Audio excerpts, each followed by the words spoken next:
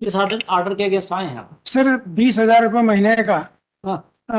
Maintenance award हुआ है अच्छा, आ गए। बच्चे के लिए, हाँ। उसके खिलाफ है।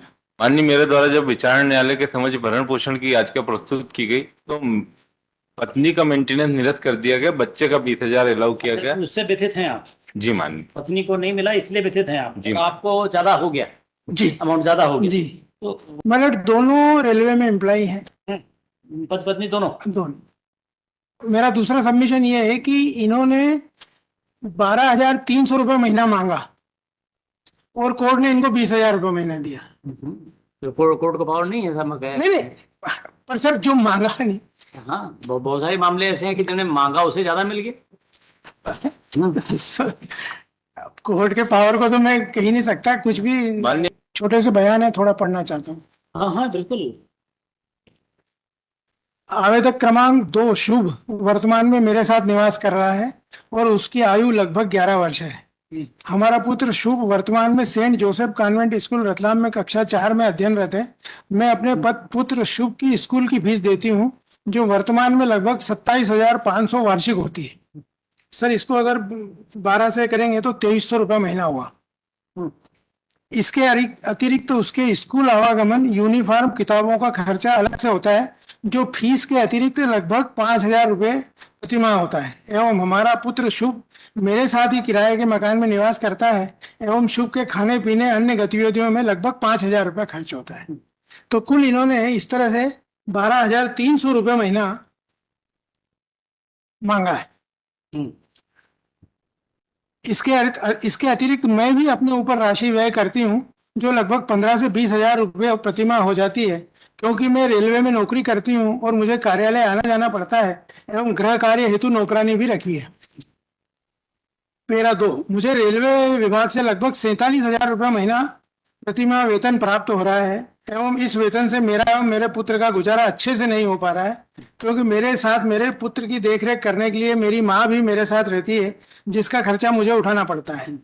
मैं अपने पुत्र शुभ को अच्छे से पढ़ाकर बड़ा आदमी बनाना चाहती हूँ एवं स्कूल में प्रतिवर्ष फीस बढ़ जाती है। मुझे अपने एवं अपने पुत्र शुभ के भरण पोषण व्यय हेतु क्रमशः 30,000 रुपये एवं 20,000 रुपये प्रतिमाह, इस तरह कुल 50,000 रुपये प्रतिमाह की आवश्यकता है, जिसे देने के लिए अनावेदक सक्षम है। अनावेदक भी रेलवे विभाग में सीनियर यंत्री के पद पर मुंबई में पदस्थ है एवं अनावेदक को समस्त कटौती के बाद 74,500 रुपये वेतन प्राप्त होता है। अनावेदक का वेतन पत्रक प्रदर्श P1 है एवं मेरा वेतन पत्रक प्रदर्श P2 है। मुझे निश्चित रूप से नहीं मालूम कि फ्लैट में कौन रहता है, परंतु मैं 2-3 बार सोसाइटी में गई थी तो मकान में ताला लगा था एवं चौकीदार ने बताया कि फ्लैट में 3 लोग किराए से रहते हैं। इस तरह अनावेदक फ्लैट से भी आय अर्जित कर रहा है। क्रॉस देखें सर, मुझे रेलवे विभाग से मकान भाड़ा 2,425 रुपये प्राप्त होता है। मैं मकान किराया 20,000 रुपये प्रतिमाह देती हूँ। मैंने किराए का अनुबंध लिखित में किया है। यह सही है कि मैंने वर्तमान प्रकरण में प्रस्तुत नहीं किया है। यह कहना गलत है कि मकान का किराया 20,000 रुपये प्रतिमाह नहीं देती हूँ। यह सही है कि प्रतिमाह मुझे प्राप्त होने वाले वेतन में वृद्धि होती है। प्रत्येक वर्ष लगभग 1,000 रुपये वेतन में वृद्धि होती है। यह बात सही है कि अनावेदक मुंबई के फ्लैट की मासिक किस्त 16,400 रुपये देता है एवं सोसाइटी को मकान के मेंटेनेंस हेतु 2,700 रुपये प्रतिमाह देता है। यह भी सही है कि अनावेदक महानगर पालिका मुंबई को मकान का टैक्स 800 रुपये प्रतिमाह अतिरिक्त देता है। यह कहना गलत है कि अनावेदक प्रतिमाह मकान की सफाई हेतु 1,000 रुपये व्यय करता है। मेरा 9 सर, यह कहना सही है कि अनावेदक पर अपने माता पिता का भी दायित्व है। यह कहना सही है कि अनावेदक नियमित रूप से अपने माता पिता को धनराशि देता है। स्वतः कहा कि अनावेदक की मां शासकीय सेवा में होकर आय अर्जित करती है। यह कहना गलत है कि मैं ऊपर प्रतिमाह 20,000 रुपये व्यय नहीं करती हूँ एवं मैंने घर में कोई नौकरानी भी नहीं रखी है। यह कहना गलत है कि मैं उभय पक्ष के पुत्र की पढ़ाई लिखाई के अतिरिक्त अन्य गतिविधियों से 5,000 रुपये प्रतिमाह व्यय करती।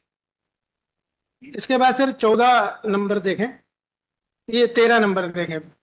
यदि अनावेदक हमारे पुत्र शुभ को अपने साथ रखकर उसकी पढ़ाई लिखाई भरण पोषण करना चाहे तो भी मैं अनावेदक को पुत्र देने के लिए तैयार नहीं हूँ। यह बात सही है कि अनावेदक ने हमारे पुत्र की संरक्षा प्राप्ति हेतु न्यायालय में आवेदन भी दिया है।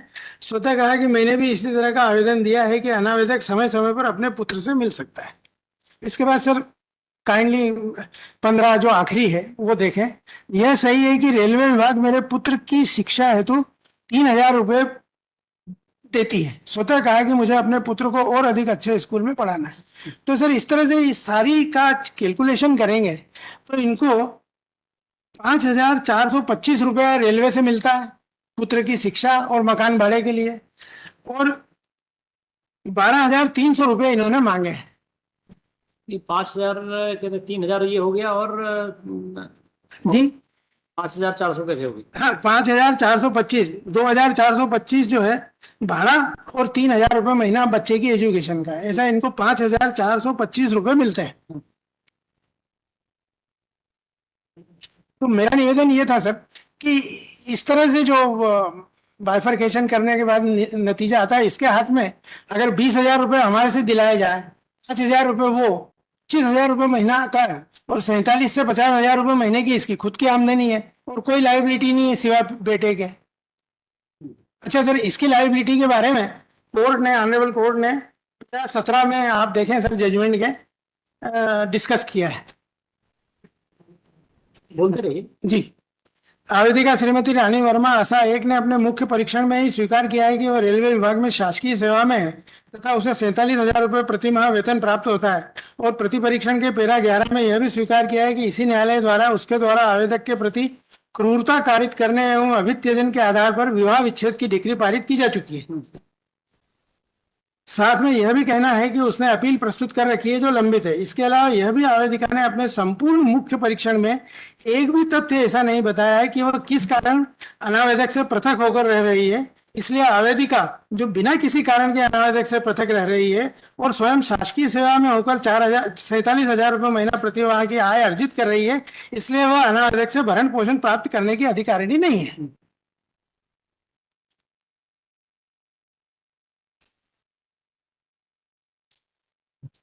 अब सर इस संबंध में जो मजिस्ट्रेट महोदय ने जो कैलकुलेशन किया उसमें उनको ये देखना था कि जो क्लेमेंट है, जो प्रार्थी हैं, उनकी आय कितनी है, और उसको उसमें एडजस्ट करने के बाद वो अपना निर्णय लेने के लिए मजिस्ट्रेट महोदय इम्पावर्ड है। साथ ही सर उसमें यह भी कहा है कि ये मैं पेश कर रहा हूँ कि लग्जरियस लाइफ के लिए भरण पोषण नहीं है। भरण पोषण आपको अपनी वेग्रेंसी को दूर करने के लिए मिलता है, जो कि मैंडेटरी, मतलब जो जरूरी है। अब सर इन्होंने अभी रिसेंट बलेनो खरीदी है, they are enjoying luxurious life, और हमसे मेंटेनेंस मांग रहे हैं। और कुछ सर इसके अलावा ये खुद भी आया है, इसकी स्थिति को 1-2 मिनट आप सुन लें तो। नहीं नहीं, बिल्कुल नहीं सुनेंगे जी। What for you are here? जी जी। After spending such time and you नहीं, sir. think that he should be here. जी। I am sitting hardly here. जी जी हाँ जी हाँ। अब सर इसके बाद जो स्थिति है वो ये है कि आज रानी वर्मा को करीब 25,400 मिल रहे हैं। तो मेरा आपसे निवेदन जो करबद्ध है वो ये है कि इसको सर रिड्यूस करके रीजनेबल किया जाए, या जितना मांगा है उतना दिया जाए। नेक्स्ट। जी मैम। माननीय सर्वप्रथम मेरे द्वारा 125 का जो आवेदन प्रस्तुत किया गया उसमें मेरे द्वारा राशि रुपए 50,000 की मांग की गई मेरे व मेरे पुत्र के लिए। इसमें माननीय इन्होंने जो अभी कथन पढ़ के बताया, उन कथनों में भी जो रानी वर्मा के कथन हुए हैं, तो उसमें इन्होंने पैरा नंबर 3 में स्पेसिफिक बताया कि मैं अपने पुत्र शुभ को अच्छे से पढ़ाकर बड़ा आदमी बनाना चाहती हूँ एवं स्कूल में प्रतिवर्ष फीस बढ़ जाती है। मुझे अपने पुत्र शुभ भरण पोषण है तो क्रमशः 30 और मुझे 20,000, इस प्रकार कुल 50,000 रुपए चाहिए। अब माननीय इनके आय के संबंध में, ये रेलवे में इंजीनियर हैं और आपने अपनी आपका ऐसा कहना कि जो आपने मांगा था उससे ज्यादा का ऑर्डर हो गया, सही है? नहीं गलत, टोटली रॉन्ग माननीय। मैंने 50,000 रुपए मांगे, मुझे 20,000 ही मिले, और 50,000 का मेरा आवेदन है, और मेरे पैराग्राफ नंबर अपने कथन के 3 में स्पेसिफिक बताया कि मुझे 50,000 रुपए में 20। हाँ ठीक है, और कुछ? अब माननीय इनके जो कथन हुआ है, इनके कथन का पैराग्राफ नंबर 7 किसका? सुनील जी का, माननीय अनावेदक का,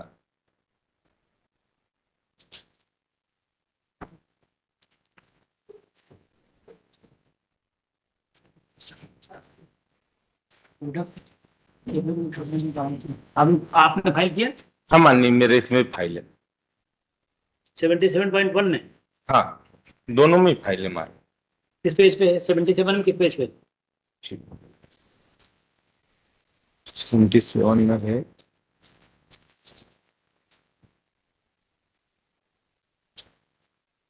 पेज नंबर 32 माननीय। Page number 32। हाँ, सुनील वर्मा। जी माननीय। 32 माननीय, पैराग्राफ नंबर 7।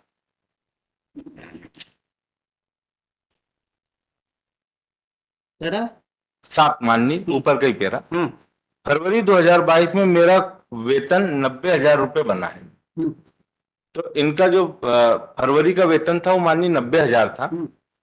अब इस संबंध में माननीय जो विचार न्यायालय की फाइंडिंग आई है कि मुझे क्यों नहीं दिया, तो मुझे 2 कारणों से नहीं दिया। एक, मैं इनसे बिना किसी कारण के दाम्पत्य जीवन का निर्वाह नहीं करने कारण मेरा तलाक हुआ।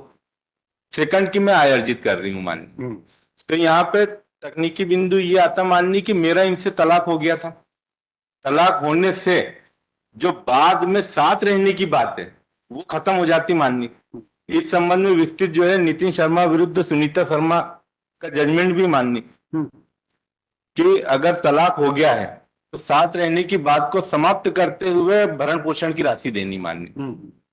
और इसी के संबंध में माननीय दूसरा जो अध्यक्ष जजमेंट पे अपना किसकी तरफ से दिया है, किस आइटम में दिया और पैरा? जी माननीय। हाँ, लिख दीजिए। हाँ, आपको नहीं मिला, इससे व्यथित हैं आप? जी लड़की को ज्यादा मिला, ये इधर इससे से। व्यथित हैं ये? हाँ। और सेकंड बात माननीय कि मैं तनख्वाह अर्जित कर रही हूं, इस कारण से मुझे नहीं दिया जाए। तो इसमें माननीय विस्तृत जजमेंट है रजनीश वर्सेस नेहा का, पेज नंबर 42 पे। यदि पेज नंबर और पैरा दोनों? जी माननीय। आय इनकम भी है तो भी अपनी लाइबिलिटी से मुक्त नहीं हो सकते ये, और इनको पेमेंट देना पड़ेगी। थर्ड माननीय, कितना देना है,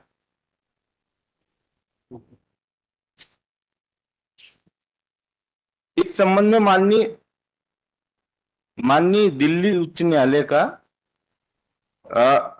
60% तक की राशि उन्होंने दिलवाई है माननीय एक केस में।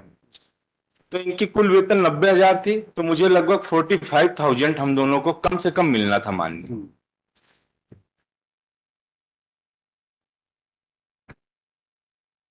और कुछ?